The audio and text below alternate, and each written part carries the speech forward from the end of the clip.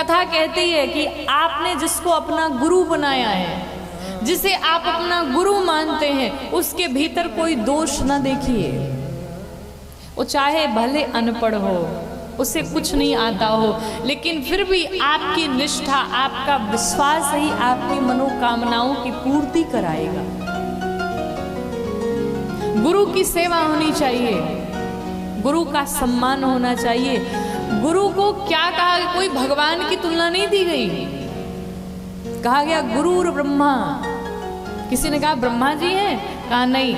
कहा गुरुर विष्णु, कहा भगवान विष्णु, कहा नहीं। गुरुर देवो महेश्वर, क्या भगवान शंकर है, कहा नहीं। फिर गुरु क्या है, कहा गुरु साक्षात परम ब्रह्म तस्मै श्री गुरुवे नमः। गुरु तो साक्षात परम ब्रह्म है, ब्रह्मा विष्णु महेश इन तीनों से ऊपर है। गुरु में इतनी क्षमता है, इसलिए अपने गुरु का सम्मान करिए, गुरु का कभी अपमान नहीं होना चाहिए। और महाराज एक बात कहें, आजकल लोग गुरुए की झूठी कसम भी खा लेते हैं। अद्भुत अद्भुत चेला है, अद्भुत गुरु जी। अच्छा, एक चेला था गुरु जी का अपने, तो उसने अपने दुकान में गुरु जी की फोटो लगा रखी थी।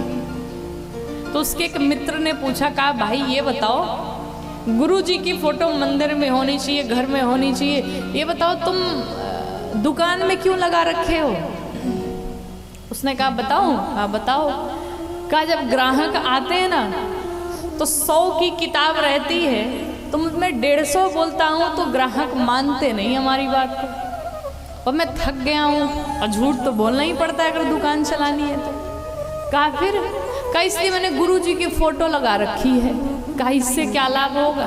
कहा अब कोई ग्राहक आता है और जैसे ही कहता है कि तुम झूठ बोल रहे हो, मैं तुरंत जाता हूँ गुरु जी की फोटो छू के कह देता हूँ, गुरु जी की कसम खा के कह रहा हूँ, झूठ नहीं बोल रहा हूँ। तो ऐसे ऐसे तुम्हारा चेला लोग पड़े हुए हैं।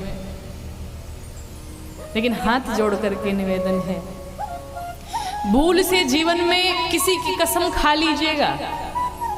कसम तो वैसे खानी नहीं चाहिए, लेकिन भूल से अगर किसी की खा भी लीजिए तो चलेगा, लेकिन भगवान की कसम, अपने गुरुदेव भगवान की कसम कभी स्वप्न में भी न खाइए। और बिना गुरु के ज्ञान संभव नहीं है, बिना गुरु के भगवान का मिलना संभव नहीं है। इस आत्मा से परमात्मा का मिलन, जब तक इस आत्मा और परमात्मा के मध्य में एक महात्मा नहीं आ जाता, तब तक गुरु का मिलना, भगवान का मिलना संभव नहीं है। आत्मा परमात्मा के बीच में एक महात्मा का होना आवश्यक है। आपको एक कथा सुनाऊं नामदेव जी की, आपने नाम सुना होगा। नामदेव भगवान के बड़े भक्त, विट्ठलनाथ जी के बड़े अद्भुत भक्त हुए। और नामदेव जी को 27 बार विट्ठलनाथ जी के दर्शन हुए, जो पंढरपुर में विट्ठलनाथ जी हैं। 27 बार दर्शन हुए। एक बार जितने संत थे, सभी संतों ने कहा चलो भाई देखते हैं कि कच्चा संत कौन है और पक्का संत कौन है।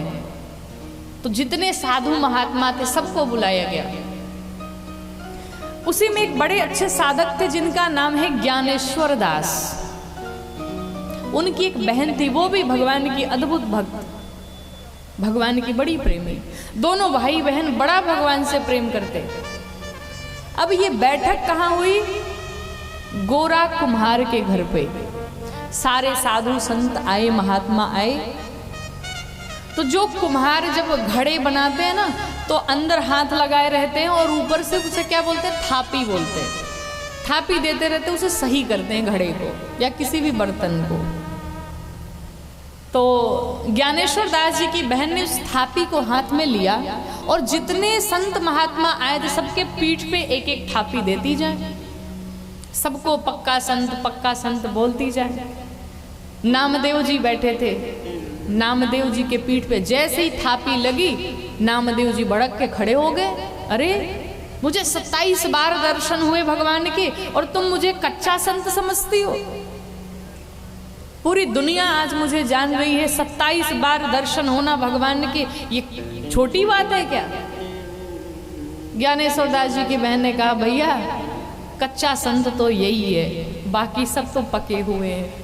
अब तो नामदेव जी को और क्रोध आया, मुझे कच्चा संत बोल दिया। पहुंचे भगवान विट्ठलनाथ जी के पास और जा करके लगे रोने, कहा प्रभु अब प्राण त्याग देंगे, मर जाऊंगा। 27 बार मुझे आपके दर्शन हो गए, उसके बाद भी मुझे कच्चा संत बोल दिया, मेरा इतना बड़ा अपमान कर दिया। 28वीं बार विट्ठलनाथ जी साक्षात प्रकट हो गए, 28वीं बार, और प्रकट हो गए। और जब नामदेव जी की बात सुने तो विट्ठलनाथ जी ने कहा, नामदेव जी एक बात कहूं? हाँ हाँ कहिए। कहा जो उन्होंने कहा ना कि आप कच्चे संत हैं, बुरा न मानेगा, मैं भी कह रहा हूं अभी आप कच्चे ही हैं, पक्के नहीं हैं पूरी तरह से। अब तो जब नामदेव जी ने सुना कि भगवान ने भी मुझे कच्चा संत कह दिया, कहा महाराज अब मुझे नहीं जीना, अब तो मैं मर ही जाऊंगा तो ठीक है। 28 बार मुझे आपके दर्शन हो गए, उसके बाद भी मुझे कच्चा संत कहते हैं आप, कमी क्या है मेरे में? भगवान ने कहा देखो अपनी भक्ति के कारण, अपनी तपस्या के कारण, अपने तप के कारण तुमने मेरे दर्शन तो 28 बार पा लिए, लेकिन अभी भी कुछ कमी है। और वो कमी क्यों है? क्योंकि तुम्हारे जीवन में कोई गुरु नहीं है। सबसे पहले तुम अपना गुरु बनाओ। गुरु बनाए कहा इसी बगल के जंगल में एक संत है जिनका नाम है खेचर दास, कहा उन्हें जाकर के तुम अपना गुरु बनाओ।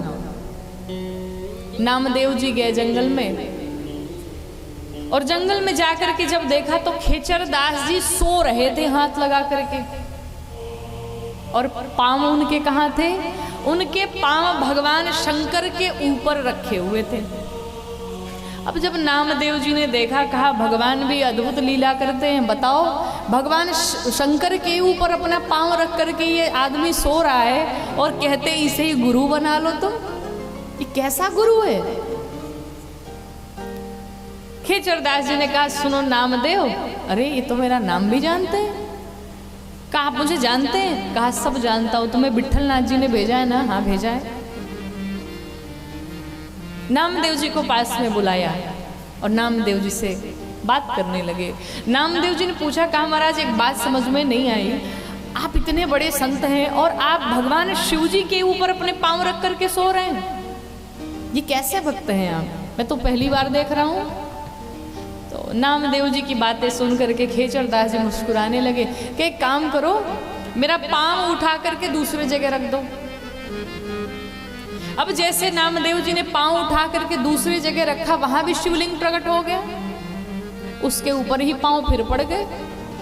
नामदेव जी ने उठाकर तीसरी जगह पांव रखा, वहां भी शिवलिंग प्रकट हो गया। चौथी जगह रखा, वहां भी शिवलिंग प्रकट हो गया। अब जहां जहां पांव को रखे वहां वहां शिवलिंग प्रकट हो रहा है।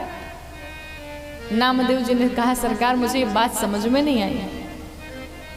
खेचरदास जी ने कहा मैं यही तो समझाना चाहता हूँ, तुम पके हुए तो पूरे थे, लेकिन जिस प्रकार से माताएं जब घर में चावल बनाती है ना, तो जब थोड़ा सा चावल कच्चा ही रह जाता है तो उसे उतार दिया जाता है। क्यों? अब उतारने के बाद ये भाप से पक जाएगा।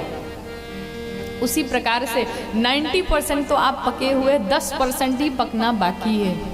कहा महाराज मैं समझा नहीं।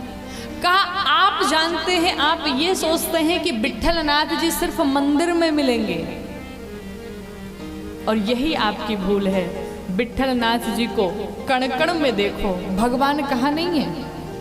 हम सब भी भगवान के ऊपर ही बैठे हुए हैं, हम सब भी भगवान के ऊपर बैठे हुए हैं। भगवान कहाँ नहीं ये बताओ।